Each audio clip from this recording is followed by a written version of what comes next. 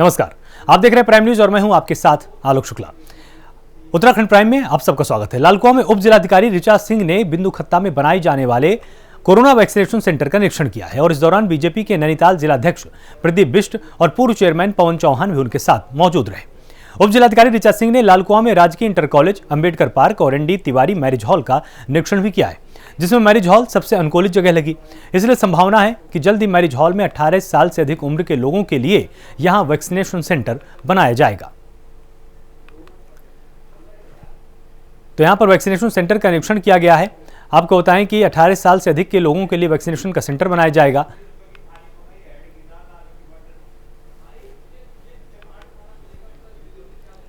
तो deputy district magistrate Richa Singh ने यहां पर निरीक्षण किया है और वैक्सीनेशन सेंटर में किस तरह की सुविधाएं, किस तरह की तैयारियां, इसका पूरा ब्यौरा अधिकारियों से मांगा है।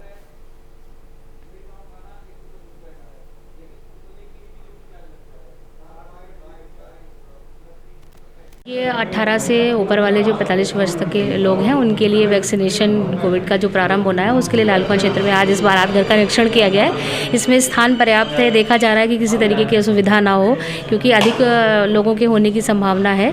तो संक्रमण को भी देखना है कि बहुत ज़्यादा गैदरिंग ना हो और किस तरीके से सारी व्यवस्थाएँ हैं उनकी औपचारिकताओं को पूरा करने के लिए हम लोग के द्वारा यहाँ इसलिए निरीक्षण किया गया है। हमारे केंद्रीय नेतृत्व एवं प्रदेश नेतृत्व का लगातार दिशा निर्देश प्राप्त हो रहा है कि हम सब लोग सेवा के कार्यों में आगे जुटें। केंद्र की सरकार और प्रदेश की सरकार आदरणीय नरेंद्र मोदी जी और तीरथ जी एक बढ़िया व्यवस्था बनाने पर लगे हुए हैं।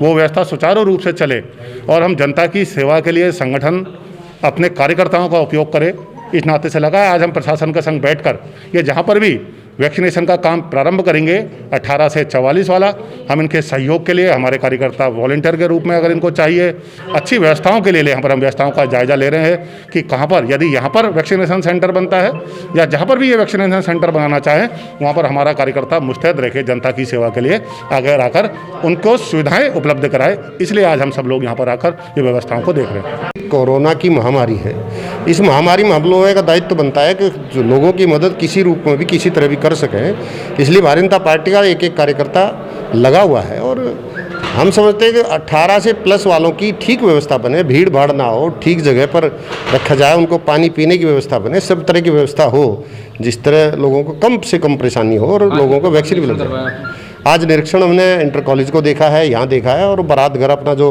पुराना वाला है अंबेडकर पार्क में वो भी देखा है, लेकिन सबके नज़रों में आया कि इसको चयनित किया जाए, ये ठीक लग रहा है। तो मेरे को लगता है हम यहीं इसको ज़्यादा उम्मीद है यहीं चयन करेंगे। पंच केदारों में तृतीय केदार के नाम से विख्यात तुंगनाथ की चल विग्रह उत्सव डोली अपने शीतकालीन गद्दी स्थल मक्कू मठ से हिमालय के लिए रवाना हो गई है। डोली 2 दिनों के प्रवास के लिए गांव के मध्य भूतनाथ मंदिर पहुंची। 16 मई को डोली भूतनाथ मंदिर से रवाना होकर विभिन्न यात्रा पड़ावों पर नृत्य करते हुए अंतिम रात्रि प्रवास के लिए चोपता पहुंचेगी। तो बाबा तुंगनाथ की डोली यहां से रवाना हो चुकी है। 17 मई को धाम के कपाट खुलेंगे और आपको बता दें कि 17 मई को जब धाम के कपाट खुलेंगे तब यहाँ पर पूजा अर्चना शुरू हो जाएगी, लेकिन यहाँ पर दर्शनार्थियों को अभी अनुमति नहीं दी जाएगी क्योंकि कोरोना का काल चल रहा है और प्रशासन कोई भी संकट नहीं लेना चाहता है।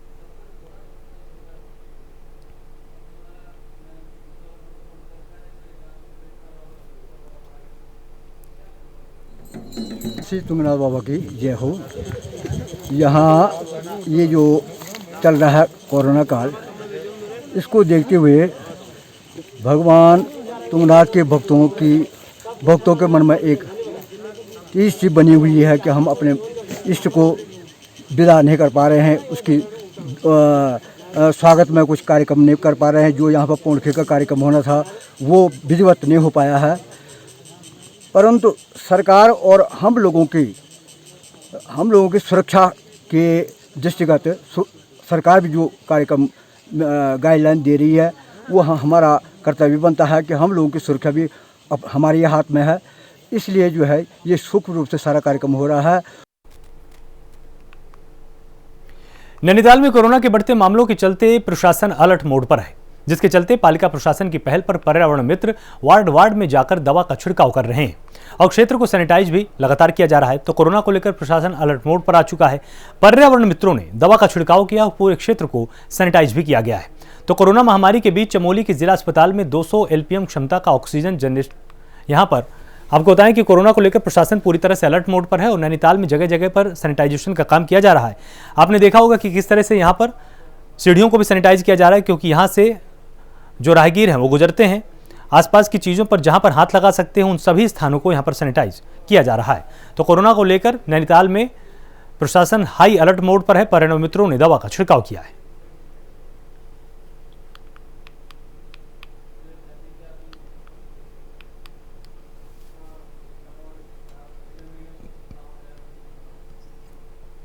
वहीं कोरोना महामारी के बीच चमोली के जिला अस्पताल में 200 एलपीएम क्षमता का ऑक्सीजन जनरेशन प्लांट लगाने का काम शुरू हो चुका है। इसके लिए फ्रांस से आयात ऑक्सीजन प्लांट को जिला अस्पताल में पहुंचा दिया गया है। 1-2 दिन में इसको इंस्टॉल करने के बाद प्लांट में काम शुरू हो जाएगा। प्लांट स्थापित होने के बाद जिला अस्पताल के हर बेड में मरीज को ऑक्सीजन मुहैया कराई जाएगी। तो चमोली में ऑक्सीजन का प्लांट लगेगा। 200 एलपीएम क्षमता वाला ये ऑक्सीजन का प्लांट लगने वाला है। हर मरीज को यहाँ पर ऑक्सीजन मिलेगी। और ग्रामीण निर्माण विभाग के अधिशासी अभियंता ने ये जानकारी बताई है कि अस्पताल में लगभग 45 लाख की लागत से यह इंटरनेशनल ब्रांड का ऑटोमेटिक ऑक्सीजन जनरेशन प्लांट लगाया जा रहा है, जो वातावरण से ऑक्सीजन और नाइट्रोजन गैसों को खींचता है और ऑक्सीजन को फिल्टर करने के बाद कंप्रेस्ड फॉर्म में एक टैंक में रखता है और यहां से पाइपलाइन के जरिए अस्पताल में ऑक्सीजन की सप्लाई की जाएगी। यह प्लांट 1 मिनट में 200 लीटर शुद्ध ऑक्सीजन जनरेट करेगा। जिला अस्पताल में प्लांट को स्थापित करने के लिए उत्तम एयर कंपनी के इंजीनियर तथा वेडर कंपनी के टेक्नीशियन भी पहुंच रहे हैं।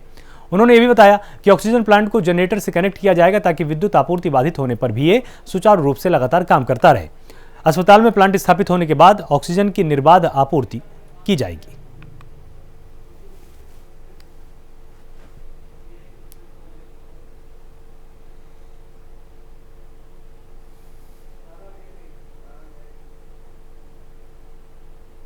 वहीं सीएम तीरथ सिंह रावत गोपेश्वर पहुंचे हैं, जहां पुलिस मैदान गोपेश्वर में गार्ड ऑफ ऑनर के बाद जिला अस्पताल पहुंचकर स्वास्थ्य व्यवस्थाओं का उन्होंने जायजा लिया।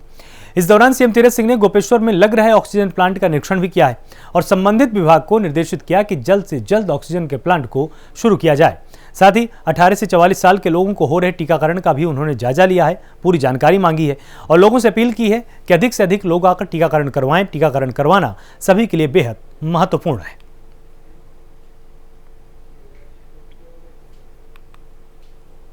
इसके बाद मुख्यमंत्री vaccination centre PG college Gopeshwar पहुंचे। यहां पर उन्होंने 18 से 44 साल के आयु वर्ग के लोगों को हो रहे टीकाकरण का जायजा लिया है। इस दौरान उन्होंने भाजपा कार्यकर्ताओं से मुलाकात की, जिले की स्वास्थ्य व्यवस्थाओं को लेकर सलाह मशवरा किया। उन्होंने कहा कि सरकार पूरी तरह से इस पूर्ण काम में आम जनमानस की मदद के लिए खड़ी है। हर जिले में ऑक्सीजन प्लांट के साथ साथ हर तरह की आपातकालीन व्यवस्थाओं को पूरा करने के लिए कहीं भी धन की कमी नहीं है। उन्होंने जिला प्रशासन को निर्देशित किया, ग्रामीण क्षेत्रों में पूरी गंभीरता के साथ आप काम कीजिए।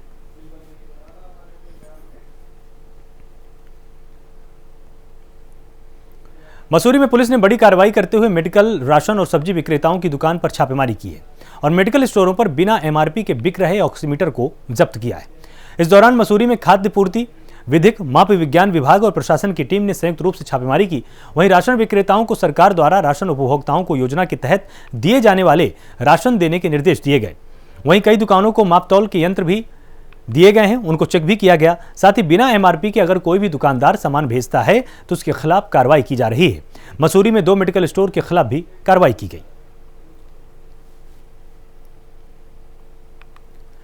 तो मसूरी के अधिशासी अधिकारी आशुतोष सती ने कहा कि सरकार द्वारा लगातार कोशिश की जा रही है कि कोरोना काल में किसी भी प्रकार के सामान में कालाबाजारी न हो।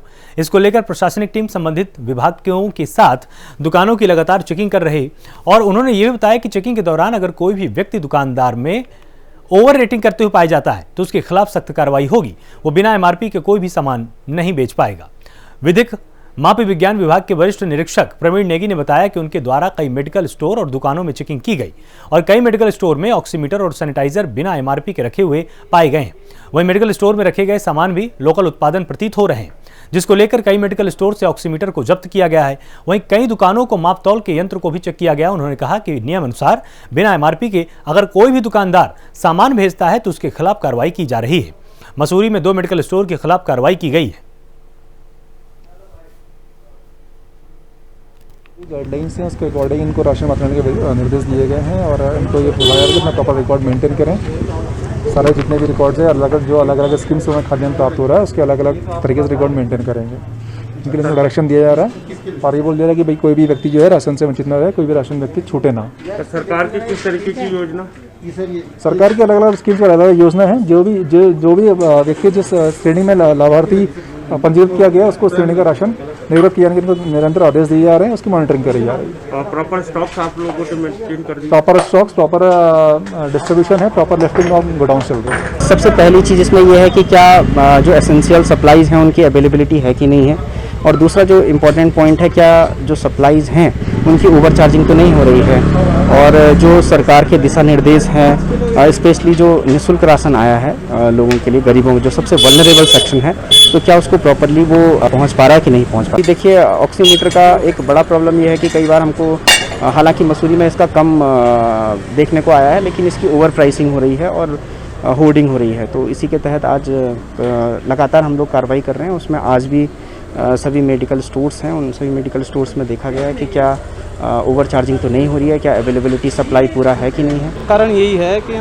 कोई भी सामान सारा MRP लिखा हो, MRP से महंगा नहीं बिकना चाहिए। मतलब लोगों में एक होना चाहिए कि आप कुछ ले रहे हैं तो आप MRP देख के लें, उससे महंगा न लें जिसमें लिखा हुआ। जिसमें नहीं लिखा हुआ उनके खिलाफ हम कार्रवाई कर रहे हैं, जो ऐसा कुछ इलीगल कोई सामान बेच रहे हैं जिसमें MRP वगैरह नहीं लिखा हुआ है। वो किए हैं जिसमें MRP वगैरह कुछ नहीं था, जिसमें मतलब MRP कुछ नहीं लिखा हो, उस पर उनका जुर्माना होगा, कंपाउंडिंग पूरा हम लेंगे, जो भी होगा। नहीं होगा तो हम पूरी जो न्यायिक जो कार्रवाई होती है वो करेंगे। खबर उत्तरकाशी से है। विश्व प्रसिद्ध गंगोत्री धाम के कपाट 6 महीने के लिए खोल दिए गए, जहां कोरोना काल के चलते मां गंगा की पूजा अर्चना के साथ सिर्फ कुछ पुलिसकर्मी तैनात रहेंगे। साथ ही पहले ही राज्य सरकार द्वारा यात्रा स्थगित कर दी गई है, तो वहीं भक्त मां गंगा के लाइव प्रसारण का भी घर बैठे दर्शन कर पाएंगे। बता दें कि कोरोना के बढ़ते केसों के बीच श्रद्धालुओं को दर्शन करने की अनुमति नहीं दी गई है।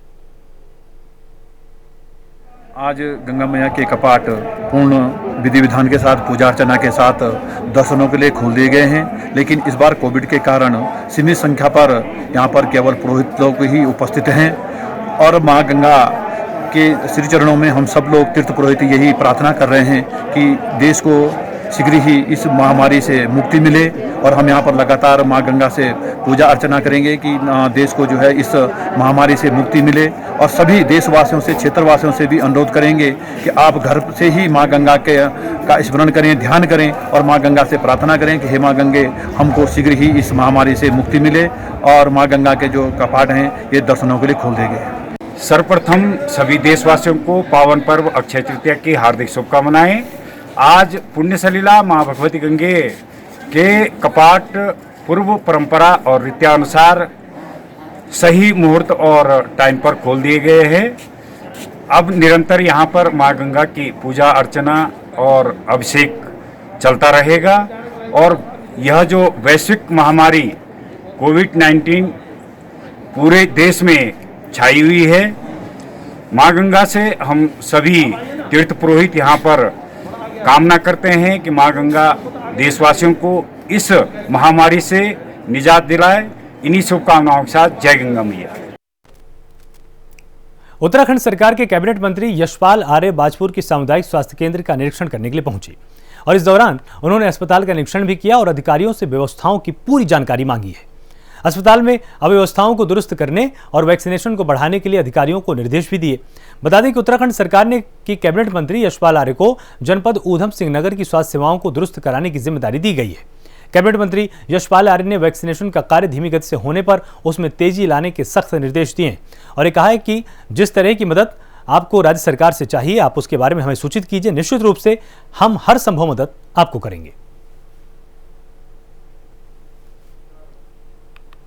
यशपाल आर्य बाजपुर के सामुदायिक स्वास्थ्य केंद्र पहुंचे और इस दौरान उन्होंने अस्पताल का निरीक्षण किया है और अधिकारियों से व्यवस्थाओं की पूरी जानकारी मांगी है।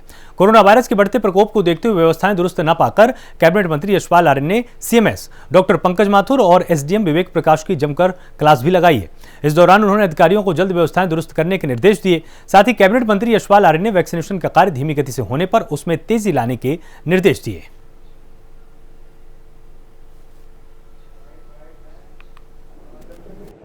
देखिए, कोविड पर किस तरह से नियंत्रण किया जाए और उसके लिए पिछले दिनों में हमने एक बैठक भी ली। उसमें हमारे जिलाधिकारी से लेकर सभी हमारे स्वास्थ्य विभाग के अधिकारी, सीएमओ और अन्य अधिकारी मौजूद थे। उनको स्पष्ट निर्देश दिए गए हैं कि वैक्सीनेशन में तेज़ी लाई जाए और जो भी हमारे प्राइवेट हॉस्पिटल्स हैं या हमारे जो गवर्नमेंट हॉस्पिटल्स हैं, वहाँ पर हमारे जो संक्रमित परिवार हैं, लोग हैं, उनको पूरी सुविधा मिलनी चाहिए। टेस्टिंग को बढ़ाया जाए, पूरी सुविधा सबको मिले और जो हमारा मुख्य लक्ष्य है कि किस तरह से इसको नियंत्रण में लाया जाए, उसके लिए एक सामाजिक जागरूकता की भी, जन जागरण की भी आवश्यकता है। जहां एक ओर लगातार कोरोना के संक्रमण से लोगों में डर का माहौल बना हुआ है, वहीं दूसरी ओर रुड़की में स्वास्थ्य विभाग की टीम गांव-गांव शिविर लगाकर लोगों का निःशुल्क कोविड टेस्ट कर रही है। इसके चलते मंगलौर के निजामपुर हरचंदपुर गांव में बीजेपी कार्यकर्ताओं के प्रयास से कोरोना के निःशुल्क टेस्ट का शिविर लगाया गया, जिसमें सैकड़ों लोगों ने बढ़ चढ़कर टेस्ट करवाए। तो कोविड जांच शिविर का यहां पर आयोजन किया गया। शिविर में निःशुल्क टेस्ट किया जा रहा है और लोगों ने भी बढ़ चढ़कर यहां पर जाकर अपना टेस्ट करवाया है।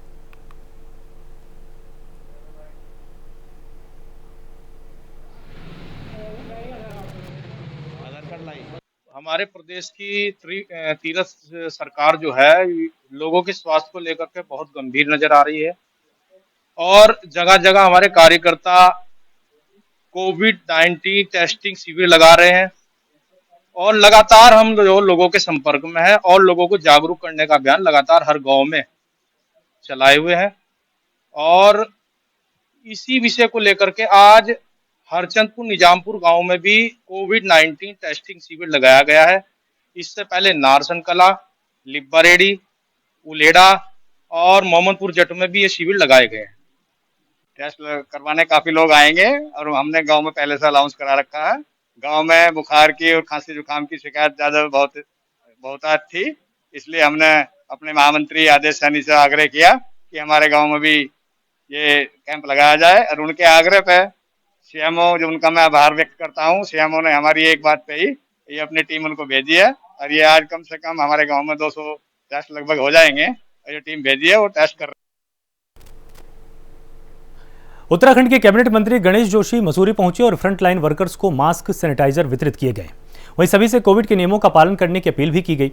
इस मौके पर गणेश जोशी ने प्रशासनिक और पुलिस के अधिकारियों को कोविड के नियमों का सख्ती से पालन कराए जाने के निर्देश दिए।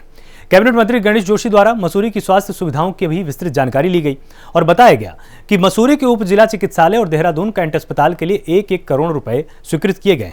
वहीं ऑक्सीजन प्लांट 1 से 2 महीने में बनकर तैयार हो जाएगा। उन्होंने कहा कि मसूरी में ऑक्सीजन प्लांट बनने के बाद मसूरी और आसपास के क्षेत्रों को ऑक्सीजन की दिक्कत नहीं होगी। तो कैबिनेट मंत्री गणेश जोशी का मसूरी दौरा यहां पर हुआ है और फ्रंटलाइन वर्कर्स को मास्क और सैनिटाइजर यहां पर बांटे गए। साथ ही देहरादून कैंट अस्पताल में ऑक्सीजन प्लांट लगाया जाएगा, जिससे कि तमाम मरीजों को सुविधा मिलेगी। ऑक्सीजन प्लांट के लिए 1 करोड़ की राशि भी मंजूर हो चुकी है।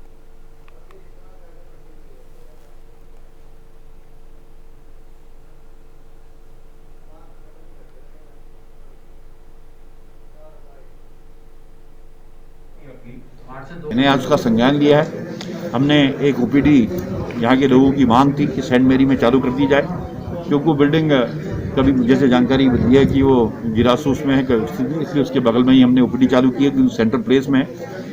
और मैंने अभी अपने अधिकारी से बातचीत की है, अगर वैज्ञानिक की होगी उसकी व्यवस्था भी हम करेंगे। इसके प्रभाव को रोकने की है और वो भी तभी संभव हो पाएगा जब हम मास्क का प्रयोग करेंगे, सैनिटाइजर का प्रयोग करेंगे, अपने घरों में रहेंगे, कोविड की गाइडलाइन का पालन करेंगे। एक तो आपके चैनल के माध्यम से मैं लोगों से निवेदन करना चाहता हूं, जो कोविड की गाइडलाइंस हैं उसका पालन करें।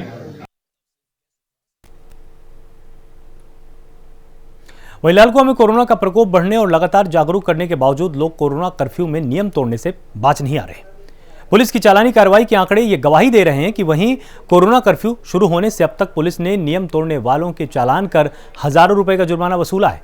आपको बताते चले कि प्रदेश में कोरोना संक्रमण का दायरा बढ़ने के साथ ही वायरस से मरने वालों की संख्या लगातार बढ़ रही है। दूसरी लहर के घातक रूप को देखते हुए सरकार ने इसकी चेन ब्रेक करने के लिए 18 मई तक कोरोना कर्फ्यू घोषित किया है। कर्फ्यू में जरूरी सामान की खरीदारी के लिए कुछ घंटों की छूट दी गई है। इसके बावजूद तय समय के बाद लगातार लोग घरों से बाहर घूम रहे हैं।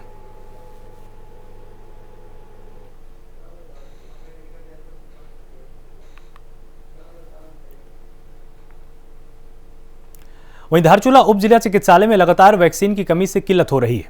अभी 45 साल प्लस वालों को ही वैक्सीन लगाने का कार्य 3 दिन से लगातार रुका हुआ है, जिसके चलते लोगों को परेशानी का सामना करना पड़ रहा है। वहीं अस्पताल के डॉक्टर जायसवाल ने बताया कि 1-2 दिन में वैक्सीन आ जाएगी और फिर दोबारा से वैक्सीन लगाने का काम शुरू हो जाएगा। अभी 45 साल के लोगों को ही वैक्सीन लगाई जा रही है।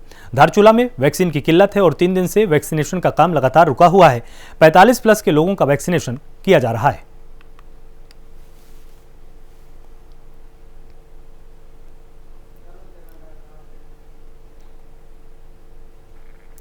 पूर्व सीएम त्रिवेंद्र सिंह रावत के कोरोना वायरस को जीव बताने और वायरस को जीने के अधिकार वाले बयान पर भले ही बीजेपी नेताओं ने चुप्पी साध ली हो, लेकिन कांग्रेस के एक विधायक पूर्व सीएम त्रिवेंद्र सिंह रावत का बचाव करते हुए नजर आए। जी हां, कांग्रेस से केदारनाथ विधायक मनोज रावत ने पूर्व सीएम त्रिवेंद्र सिंह के बयान पर कहा कि हो सकता है कि उनके बयान को पूरा ना सुना गया हो।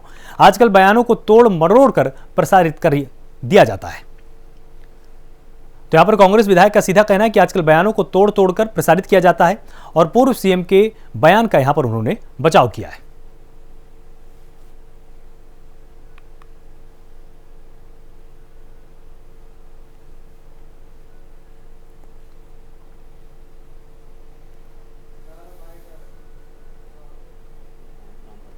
उनकी व्याख्या है, हो सकता है उनके स्टेटमेंट को पूरा ना सुना गया हो। मैंने वो स्टेटमेंट सुना नहीं है, लेकिन आजकल स्टेटमेंट को तोड़ तोड़ करके प्रसारित करने का समय है। पर अगर वो प्राणी मान रहे हैं तो वो प्राणी, अगर प्राणी भी है वायरस, कोविड वायरस अगर प्राणी भी है तो वो मानवता का दुश्मन है। हम सबको उसके खात्मे के लिए संकल्प लेना चाहिए।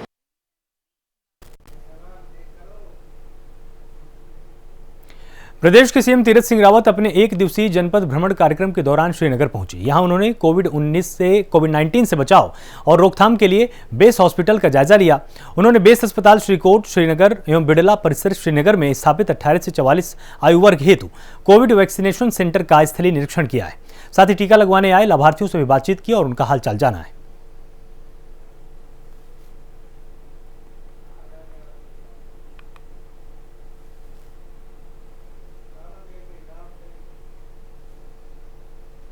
वहीं रुद्रप्रयाग में सीएम तीरथ ने कोटेश्वर के माधवाश्रम कोविड केयर सेंटर और जिला अस्पताल का निरीक्षण किया, जहां उन्होंने डॉक्टर्स से कोविड मरीजों के स्वास्थ्य की जानकारी ली। सीएम ने कहा कि कोविड रोकथाम के लिए सभी संसाधन जुटाए जा रहे हैं। साथ ही ये भी कहा कि राज्य में ऑक्सीजन की कमी नहीं है, इसके लिए सभी जिलों में ऑक्सीजन के प्लांट लगाए जा रहे हैं।